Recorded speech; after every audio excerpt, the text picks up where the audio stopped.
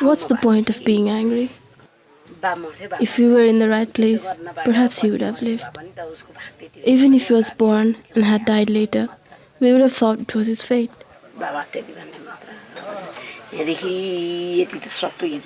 From here to here, they cut off tiny pieces and pulled him out with forceps. 15 years ago, Indra Maya lost her first baby. For 3 days, she had intense labour pain. There were no doctors available, and the baby died inside her womb. It had to be surgically removed. They must have gone to play. If they are not back soon, they must have gone to play.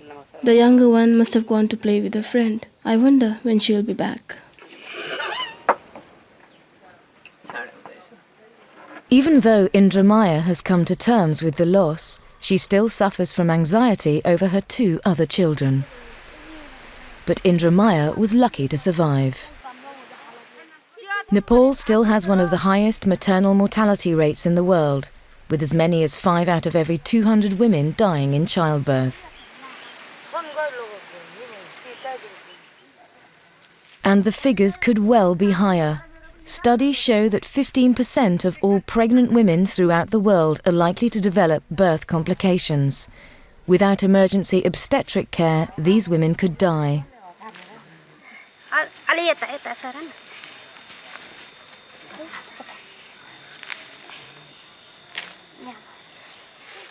Only last year, an estimated 10,600 women would have needed emergency obstetric care in just 4 out of Nepal's 75 districts. Only 452 of these women were seen by the hospitals. Nobody knows what happened to the other women. Many may have suffered permanent injury and become socially ostracized. Probabilities are, most of them did not even survive. In remote areas such as these, women are often not accounted for. They simply disappear.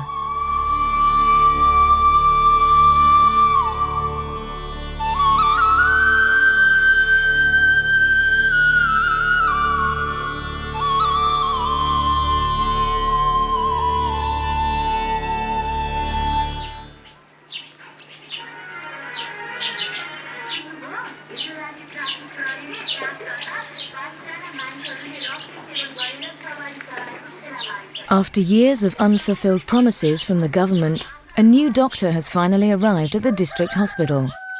Dr Gunraj Lahani has brought with him a new determination to bring change to an ailing health system. For years, the lack of roads has kept most development and distribution of services away, and the brain drain to the cities has led to an acute shortage of professionals, especially doctors and nurses. With the doctor's arrival, things look set to change.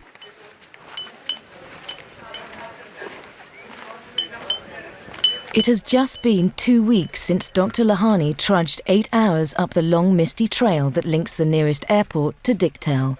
Since his arrival, the number of outpatients has increased from 30 to over 100 patients per day.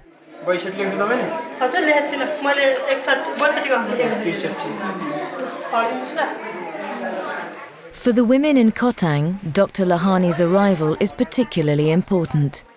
He is an MD GP, a medical doctor in general practice, and is capable of dealing with emergency obstetric cases. But in the labour room, things are not going well for Rudra Kamari. Don't panic. Try and walk properly. Listen, love, don't start pushing. It's not time yet. The baby's not going to fall out right now. Rudra Kamari had complications in the delivery of her first baby. She and her husband, Jeet Bahadur, decided to walk for a day from their village to the district headquarters to see Dr Lahani. Her cervix is scarred, and if it does not dilate soon, Dr Lahani will have to perform an emergency operation. The decision on when to take the pregnant woman to the hospital does not depend on her. The decision depends on the family, on the culture. In the villages, there is a culture of calling traditional healers and consulting local paramedics. They all treat in their own ways, and the life of the patient will be decreasing. The countdown has begun. Then in the villages, there are probably no stretchers, or any other equipment. You have to find people to carry the patient. Let's say it takes 8 hours to get to the hospital. It might be raining, and you don't know what might happen on the way. Those 8 hours could easily turn into more. Once she reaches the hospital, one cannot perform miracles. Blood has to be arranged. There is a question of instruments, doctors, whether or not staff and doctors are there. That takes time too. In total, a pregnant woman who needs help suffers right from the beginning.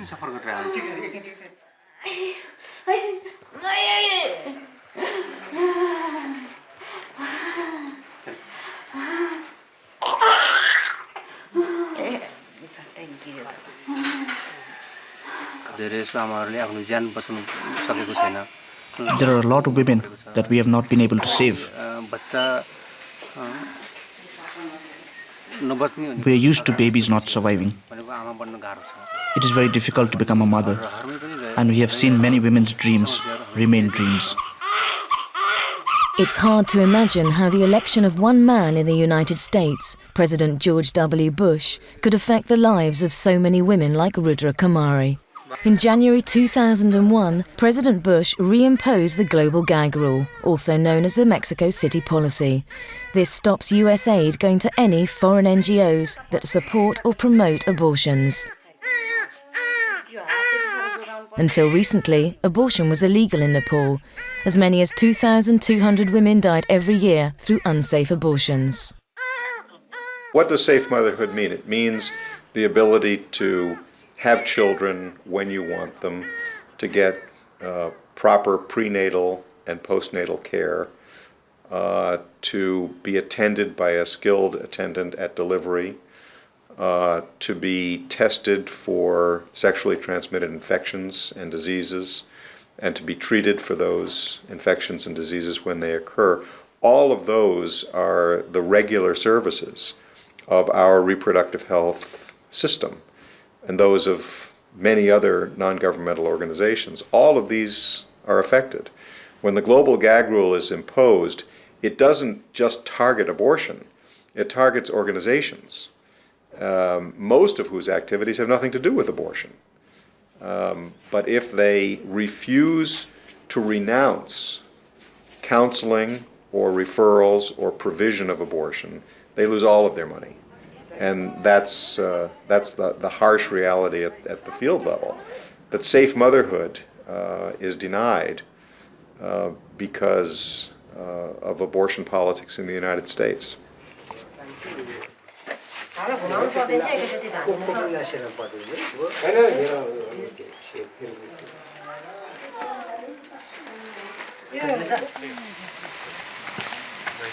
In 2001, Dr Nirmal Bista, the head of the Family Planning Association of Nepal, travelled all the way to Washington, D.C. to appeal to the US Senate.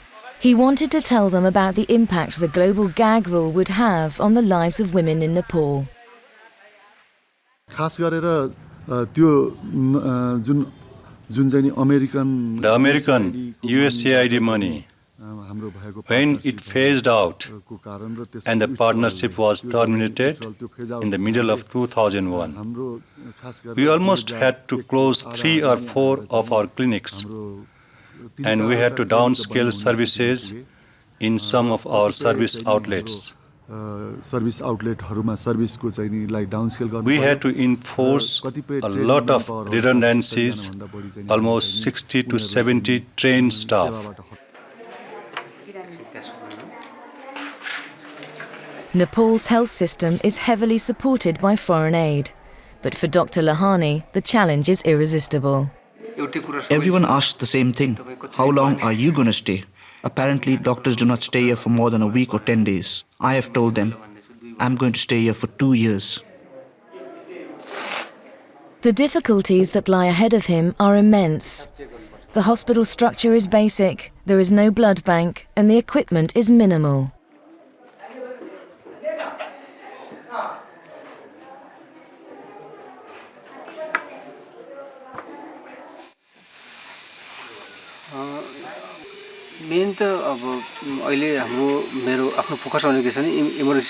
My main aim is to give emergency obstetric care here. at least at this hospital. That would mean handling deliveries, removing placentas that has remained inside, stop any bleeding, give medicine to women who have fits or eclamptic fits. These are simple things. Besides, we could do instrumental delivery, vacuum or forceps delivery.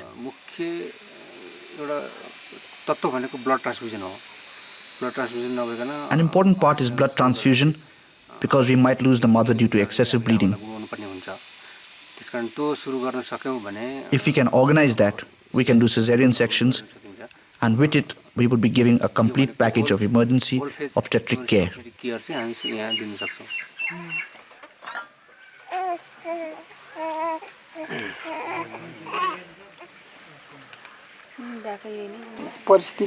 Situations are rough in my village. Those who can afford to take patients out do, but those who can't die and rot. These things happen in the village. We have a health post, but there is no doctor. He has gone somewhere. I would say my village, Bakachul VDC of Khotang, is one of the remotest villages in Nepal.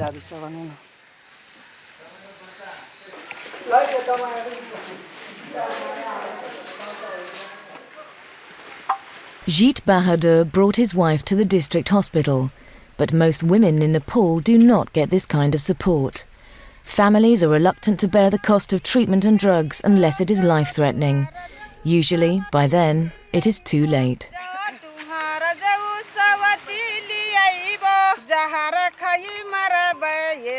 In the central plains of Nepal, in the district of Kapilvastu, lives Pardeshni Chowdhury.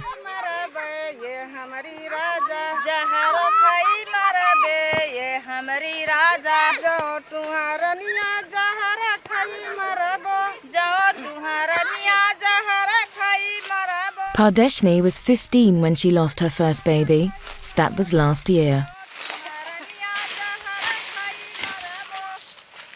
She was in her 8th month of pregnancy. There was nobody in the house except her grandmother. All she can remember is extreme stomach pain. Her baby was stillborn. Now she is pregnant for the 2nd time.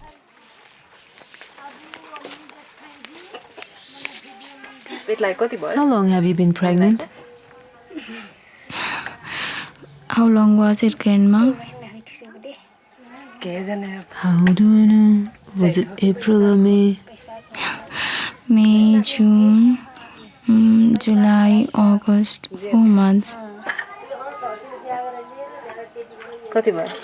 4 months then. Do you know that you should not get pregnant at least a year after a delivery?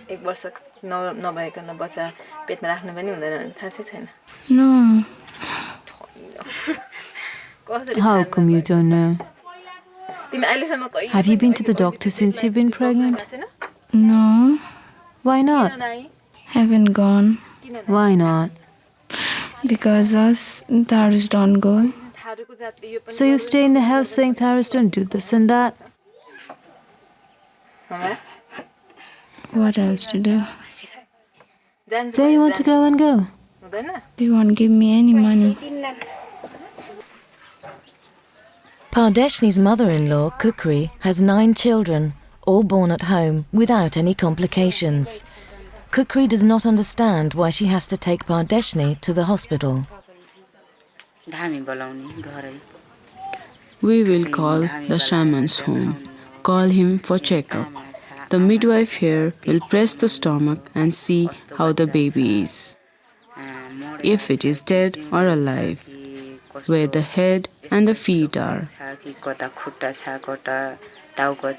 The midwife will come and check. What will you do? She insists on going to the hospital.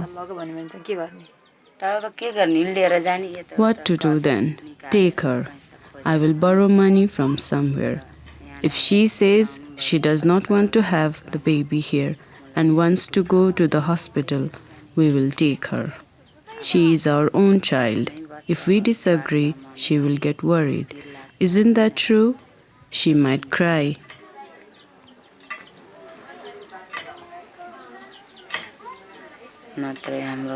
Otherwise, we Tharus never go.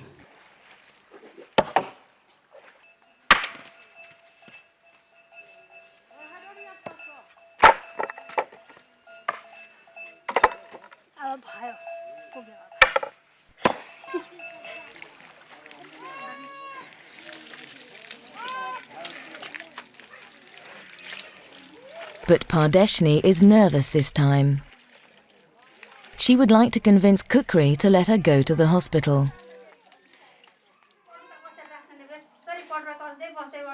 Pardeshni and Kukri are a part of a women's group in the village. With the support of the women, Kukri agrees to let Pardeshni visit the hospital.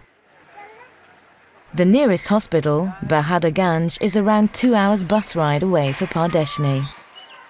The hospital is one of the oldest in the country and had become totally dilapidated. The government did not find the building worth repairing, and the community then decided to try and rebuild the hospital themselves. 80-year-old Raj Bahadur Shah became the backbone of the project. We do not have any money, no money at all.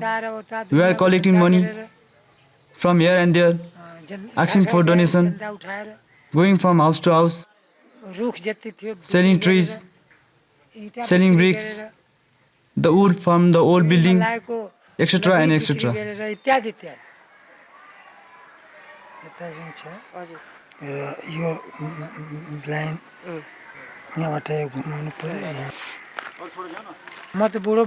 I am already old. Perhaps I will die in 2 to 5 years. But I believe that this generation will complete the work.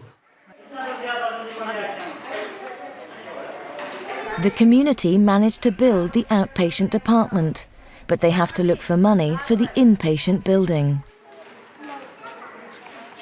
Hiring hospital staff, doctors and finding equipment is a problem that the community will have to face.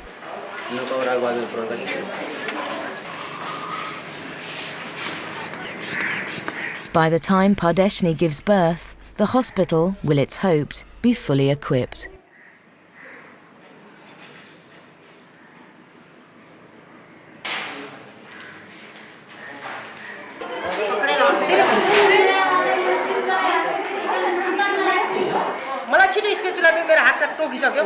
I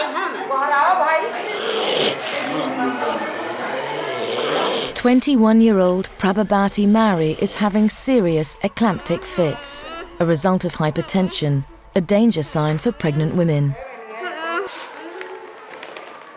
Bahadaganj Hospital is not equipped to handle her problems. Prabhabati is referred to Butwa Hospital, 3 hours away.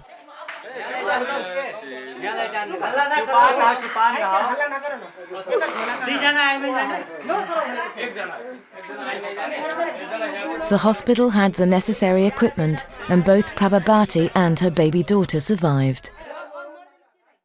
I've worked in this field for over 30 years now. And for 20 years, I was working in the population program of USAID, of the US government's program. I was very proud through that period to be part of an assistance system that got services to women in the most remote rural areas of the entire world. I worked in Kenya, I worked in Pakistan, I worked in the Philippines. I spent hours and hours in the most remote rural areas seeing how American assistance was often delivered through NGOs like Planned Parenthood, was making services available to poor women. Often these were the only services that were available. Education wasn't there, nutrition services weren't there, food was scarce and difficult to come by, but they had access to decent reproductive health services. And for me, it's just terribly painful to see that the decision of an American president, with the stroke of a pen, can result in so many millions of people being immediately and directly affected at the grassroots level, in villages, in small towns, all around the world. That's how important international development assistance is. When it's well administered, it really makes a tremendous difference in people's lives. And when it's denied, it makes just as much of a difference in a very cruel way.